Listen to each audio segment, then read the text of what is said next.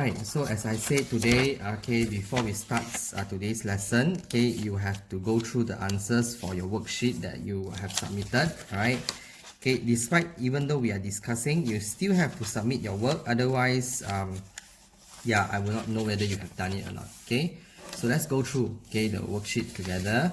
So in case those who are still lost, okay, please listen. For those who are done, you can fast forward if you want to, right, to check your answer. If it's wrong, then you can rewind to check it again. Can? Right, so let's have a look. Okay, let's have a look at the questions. Let me fold first. Let me fold for a while. Okay, because otherwise you cannot see what I'm trying to write. Okay, let's look at the first question first. Okay, I want to make x as the subject. So you want to make x alone. So here, you will move the 3y first. So you have 4x equals to 7 minus 3y. Because you move the 3y over. X is alone.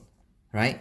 So now x is equivalent to 7 minus 3y over 4. So that's your answer.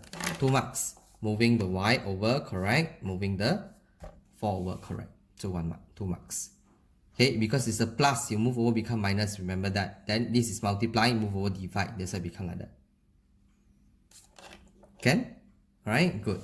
Okay, question 2, they want to make Q as the subject. So Q as the subject, so I move P over first. So 2Q equals to 4 minus P. Then Q equals to 4 minus P over 2. That's it, done. Q is alone. 2 steps. Step 1, step 2. Okay, not necessarily all the time must be 2 steps 1. It can be more than 2 steps sometimes. Okay, right? Okay, let's say question 3 now. Okay, fraction. So what am I going to do? Yes, okay, we multiply by the denominator first. I'm times 2 here.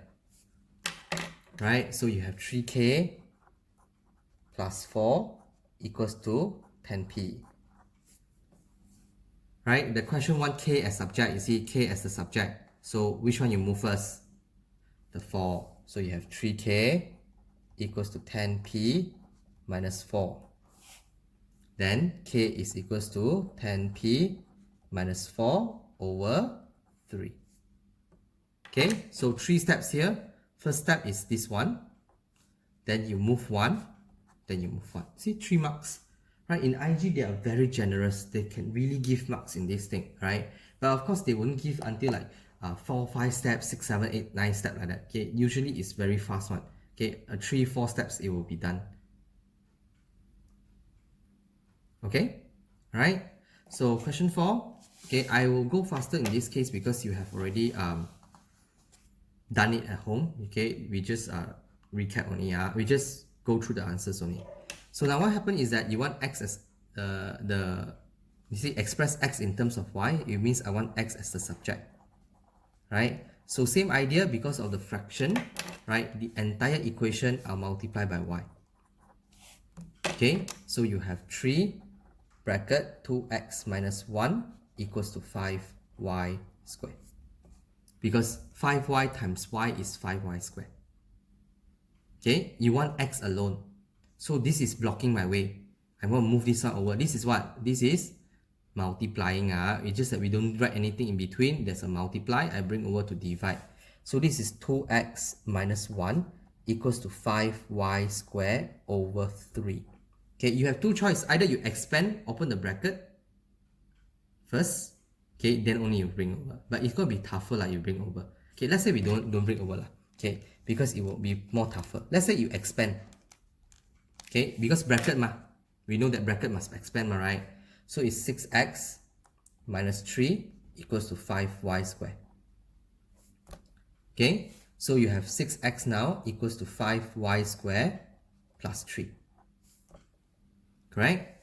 Then you have x equals to 5y squared plus 3 over 6.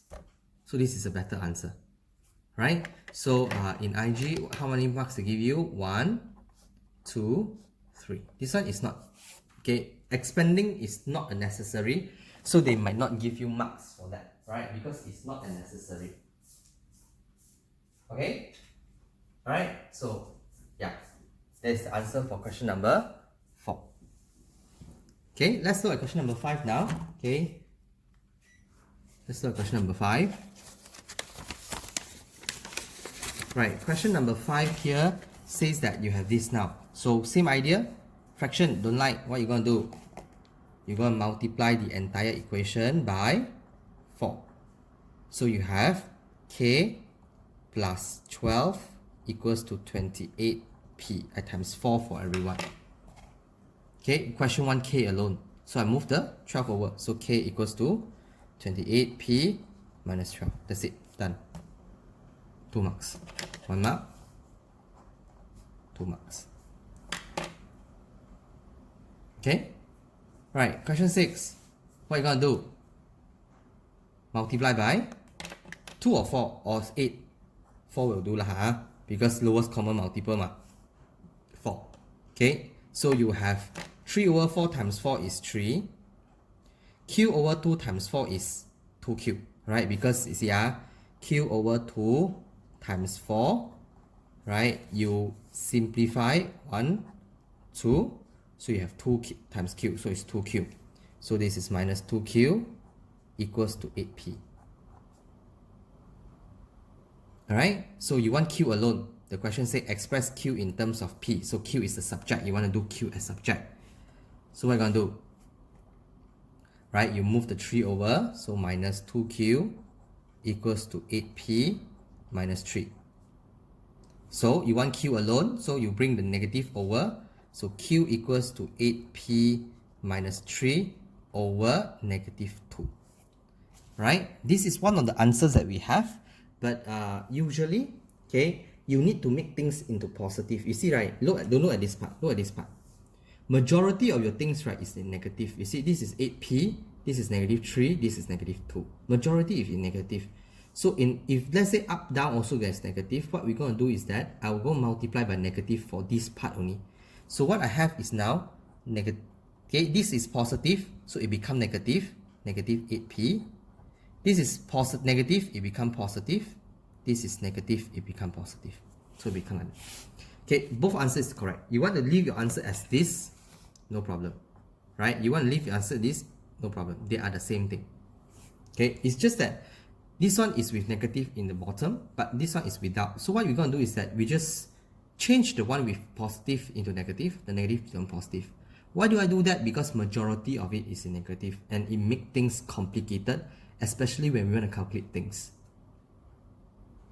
Right? So there are 3 steps here. 1 step, okay, 2 step, 3 step. So there are 3 marks for this question. Can? Okay, alright, so okay, I go through the answers with you again so that you can have a look at it. Question number 1. Right, question number 2. Then question number 3. Okay, question number 4. Then question number 5. And question number 6. Okay, alright, so yeah. Now we go on to the next section, alright, where we're going to look into cube and cube root, okay? Right.